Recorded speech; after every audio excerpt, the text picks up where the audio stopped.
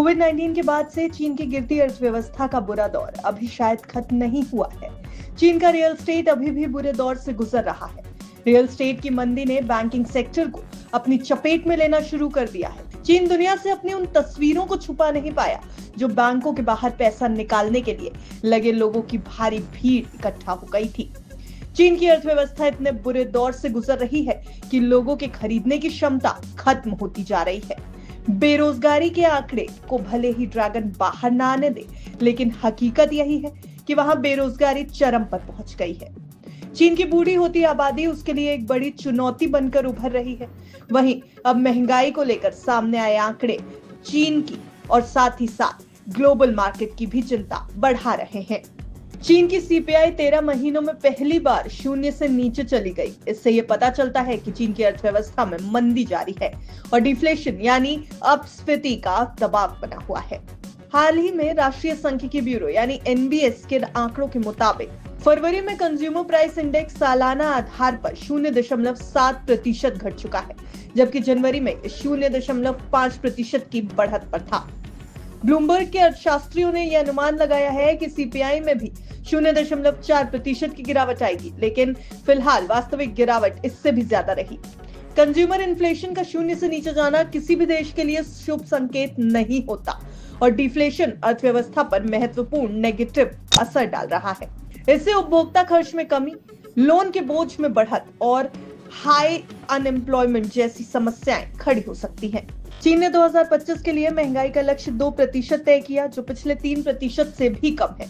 यह दर्शाता है कि दुनिया की दूसरी सबसे बड़ी अर्थव्यवस्था डिफ्लेशन के दबाव से जूझ रही है। पिछले 2 वर्षों से उपभोक्ता महंगाई दर सिर्फ 0.2% बनी हुई है, जो इकोनॉमी में मांग की भारी कमी को भी दिखा रही है। चीन में फैक्ट्री स्तर पर महंगाई भी लगातार 29वें महीने गिरावट में रही। हालांकि अगर प्रोड्यूसर प्राइस इंडेक्स यानी पीपीआई के ऊपर नजर डालेंगे तो इसकी गिरावट जनवरी के 2.3% से घटकर फरवरी में 2.2% पर आ गई है, जो ये दिखा रहा है कि गिरावट की गति फिलहाल थोड़ी धीमी हुई है। अब एक्सपर्ट्स की माने तो इस गिरावट की एक बड़ी वजह पिछले साल का उच्च आधार प्रभाव हो सकता है।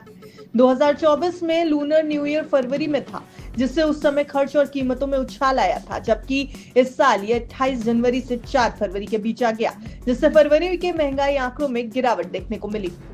एक्सपर्ट्स की माने तो चीन की महंगाई दर को लेकर मार्च में ज्यादा स्पष्टता मिलेगी, क्योंकि निवेशक ये देखना चाहते हैं कि सरकार के प्रोत्साहन उपाय यानी स्टिमुलस पॉलिसीज घरेलू मांग को कितना बढ़ा रहे हैं। कमजोर कंज्यूमर स्पेंडिंग और रियल एस्टेट संकट की वजह से चीन 1960 के दशक के बाद लंबे समय तक कीमतों में गिरावट के दौर से गुजर रहा है।